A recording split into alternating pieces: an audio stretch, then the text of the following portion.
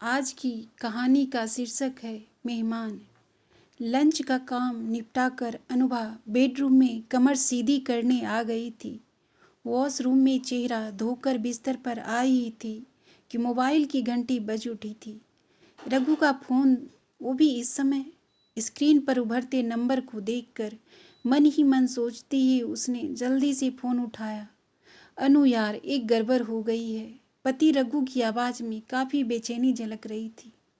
गड़बड़ी? कैसी गड़बड़ी हो गई है? आप साफ साफ बोलिए ना, मन घबरा रहा है मेरा। अनु, दरअसल कंपनी के नए वाइस प्रेसिडेंट को मैंने आज बातों बातों में घर पर डिनर के लिए 100 परिवार इनवाइट किया और वो तुरंत तैयार भी हो गए। अरे ये तो खुशी की बात है, आपने बेवजह डरा दिया। चलो तो मैं फिर करती हूँ रात की खाने की तैयारी, कहते हुए अनुभा मुस्कुरा रही थी।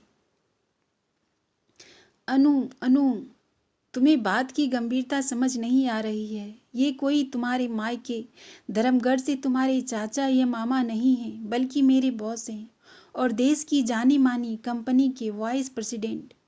उनकी पत्नी नामचीन बैंकर हैं और दोनों लड़कियां नीदरलैंड में इंजीनियरिंग कर रही है। सारा परिवार वेस्टर्न कल्चर में पड़ा बड़ा है। उनके उठने बैठने का तरीका, खाने पीने और बातचीत का अंदाज बेहद स्टाइलिश है। रघु के स्वर में तनाव दिख रहा था। अनु ने वैसे तो इतिहास में एमए किया हुआ था, पर वो शुद्ध देहाती माहौल में पली बड़ी थी। पिता और भाई खेतीबाड़ी से जुड़े थे। अंग्रेजी में बातें करना या फिर कांटे चम्मच से खाने का अंदाज उसे बिल्कुल नहीं पता था।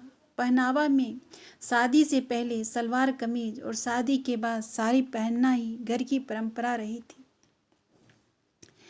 रघु के परेशान होने के कारण तो अनुभा समझ गई, पर खुद उसे मेहमानों के स्वागत में कोई कठिनाई नहीं दिख रही थी। आप बिल्कुल चिंता मत करो, बस मैं किचन के कुछ सामान की लिस्ट आपको भेज रही हूँ। आप आते वक्त ले आना। जब उन्होंने आने का बोल दिया है तो स्वागत तो करना ही है। अनु ने रघु के तनाव को कम करने का प्रयास किया था। फोन रखने के बाद भी रघु उन पलों की कल्पना कर कांप जा रहा था, जब इतने ऊंचे लोग उसके घर में होंगे और अनुभा जैसी महिला देसी तरीकों से उनका स्वागत करेगी। पर तीर कमान से निकल चुका था। रघु ऑफिस से जल्दी निकल गया था ताकि अनु के मंगवाए सामान लेकर जल्द घर पहुंच सके।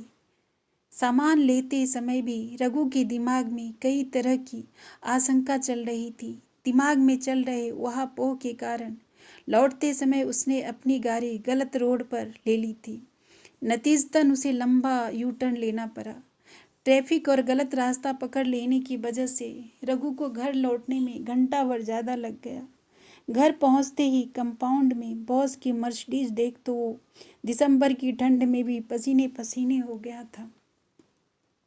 घबराते हुए अंदर आया तो हॉल में कोई नहीं था। चाय के बस खाली कप पड़े थे, पर किचन से बातचीत का शोर जरूर आ रहा था। रघु जल्दी से किचन के पास पहुंचा तो जो कुछ उसने देखा था उसे एक ख्वाब सा लग रहा था। बॉस का पूरा परिवार अनुभा के साथ डिनर की तैयारी में लगा हुआ था। एक स्टोव पर भिंडी फ्राई हो रही थी तो दूसरे पर पूरियां छन रही थी। आलू मटर की सब्जी बनकर तैयार थी।